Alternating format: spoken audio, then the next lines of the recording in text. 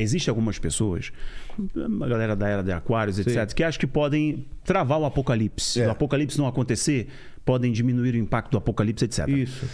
Tem duas coisas muito equivocadas. Primeiro, olha lá. Minha mulher trazendo as pizzas aí, muito obrigado. Opa, muito obrigado. Tá bem boa. Tá. Tchau, gente. Tchau, tchau. Tchau. O cumprimento profético, isso não compete a nós. Os discípulos queriam de Jesus o tempo, de saber quando que vai acontecer. Não, eu quero saber. Não. Jesus começou a falar dos sinais. O mais importante, inclusive, nós olharmos para isso. A dele, estavam tentando tirar Pedro isso falou, da não, cabeça. você não vai. Não vai deixar. É claro.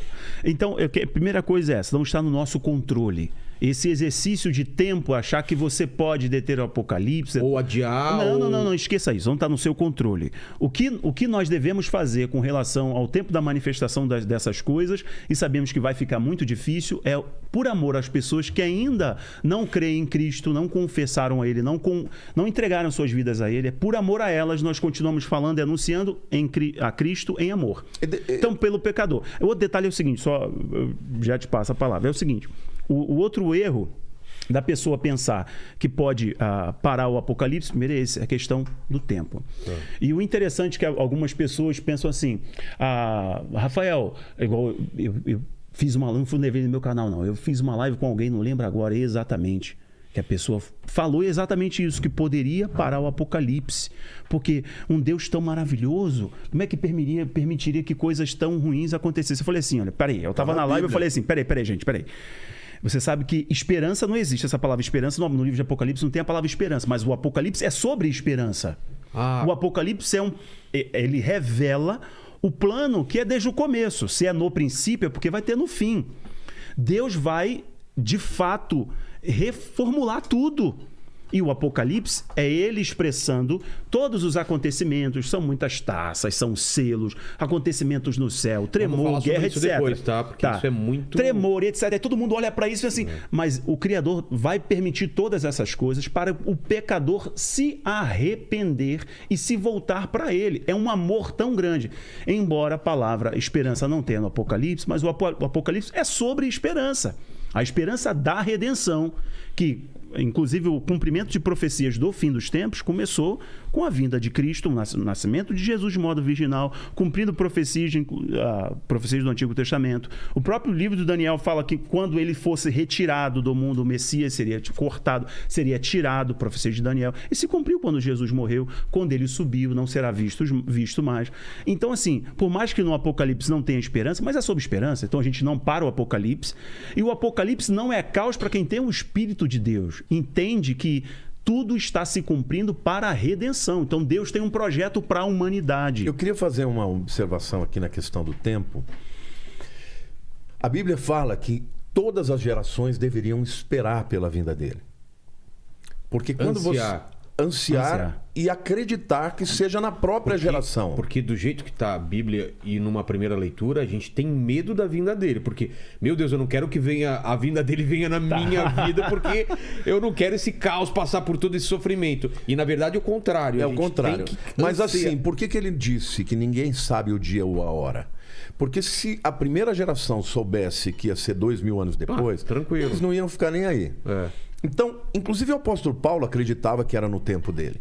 Todas as gerações têm a chamada bendita esperança. O livro de Apocalipse não tem, mas a Bíblia fala de esperança muito. Por quê? Porque isso faz com que o indivíduo que está vivendo naquela geração, ele viva primeiro se consagrando para Deus e fazendo a obra para ele. E pregando o evangelho todo o tempo. Isso é o que me move, pregar o evangelho todos os dias. Quem vai querer pizza? Bom, né? Bem-vindo, né? Bem-vindo. Gente, come uma pizzinha. O que vier a mim, de maneira alguma lançarei fora, para ser bíblico aqui. Agora, ô Vilela, obrigado, Lene. É simplesmente você entender que Deus, ele conhece o fim no começo. Sim. Ele sabe que, ainda que o homem tenha liberdade de interagir e age, ele conhece tudo.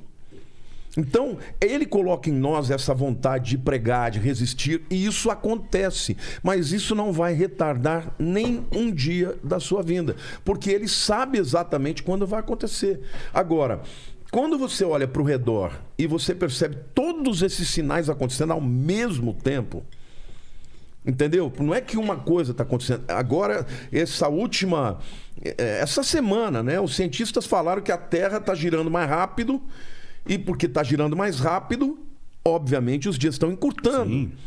Quando eu vi aquilo, imediatamente eu fiz um vídeo falando: a ciência comprovou mais uma profecia de Jesus, que diz lá em Mateus 24 que na grande tribulação seria tão difícil que os dias que se não fossem abreviados aqueles dias, nem os escolhidos suportariam.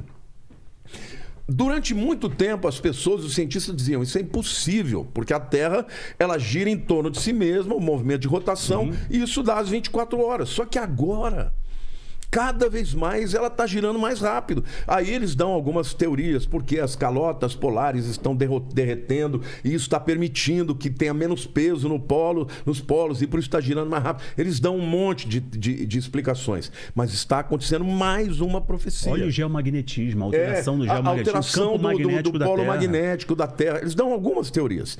Porém, a Bíblia diz que durante a grande tribulação, os dias serão abreviados. E os cientistas estão dizendo que isso é um viés para os próximos 50 anos. Então, no meu vídeo eu falo: será que isso é uma evidência de que nós estamos nos aproximando da grande tribulação? Aí, quando você olha para tudo que está acontecendo em redor, né? Outra coisa, você quer ver um outro detalhe? Jesus disse que quando acontecessem as grandes tsunamis, o mundo ficaria estupefato com o bramido das ondas. Ora, no tempo que Jesus falou isso, tsunamis já aconteciam. Sim. Só que quando acontecesse num país, o outro não sabia. Agora, no Apocalipse, a Bíblia diz que quando as duas testemunhas foram mortas em praça pública, o mundo vai se alegrar e trocar presente. Tecnologia. Como é que o mundo vai ver isso? Tecnologia. Pela tecnologia, pela internet, não é pela televisão, pelos celulares. Então, tudo está acontecendo ao mesmo tempo, está pipocando em todo lugar. E quando Jesus fala sobre esse tempo de guerras, rumores de guerras, falsos cristos, o amor se esfriando, ele diz: isso não é o fim, é o princípio do fim. Ele usa a figura da mulher tendo dores de parto e aquelas contrações. Não é o nascimento, mas é a preparação para o nascimento. Pro nascimento. Daqui para frente, quanto mais o que muda é a perto intensidade. chega, aumenta a intensidade, aumenta o número de coisas. E é o que está acontecendo agora. A gente conseguiria uma metáfora para esse entendimento de Deus não impedir o apocalipse mesmo sabendo? Seria alguma coisa tipo: eu sei que meu filho vai sofrer pra caramba e eu posso, como pai, não deixar ele passar por algumas coisas, mas ele não vai ter esse aprendizado e quando eu não estiver aqui ele vai sofrer sozinho. Será que tem alguma metáfora desse tipo? Assim, por que Deus deixaria o mundo passar por tudo isso? Eu queria Você só... entendeu? Posso redirecionar a sua pergunta? Melhor. O Apocalipse não é Deus deixar. O Apocalipse é Deus fazer acontecer. Como assim?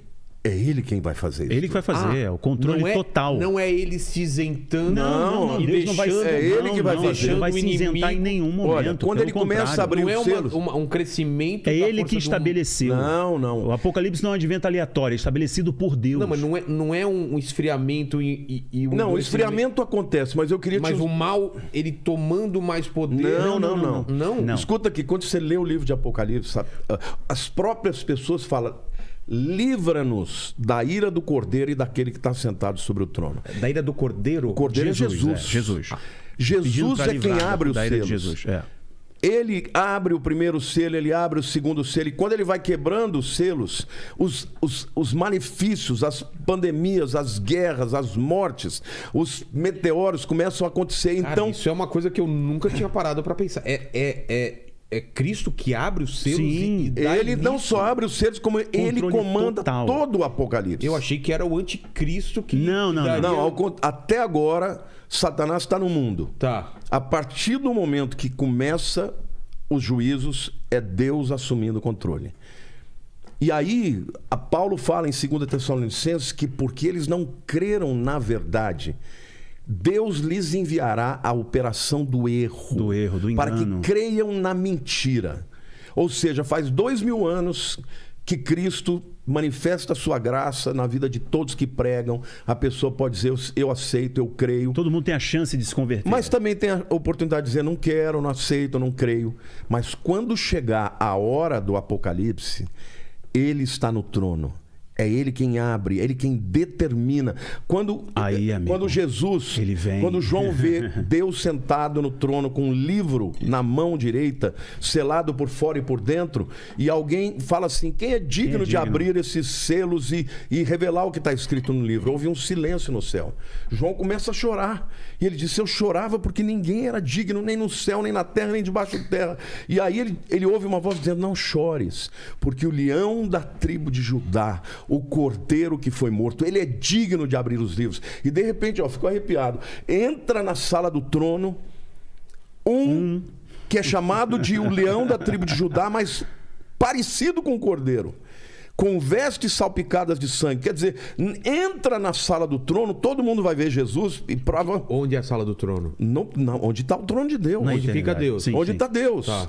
E os 24 anciãos e todo mundo. Ele chama de terceiro céu, etc. Terceiro céu. Sim. Entra alguém parecido com a figura de Cristo? Não, é Cristo. Então, mas você falou... O leão com a figura porque ele é chamado de leão, mas ele parece também um cordeiro que foi morto. Então, parece porque é. Ele é Jesus. Então, Sim.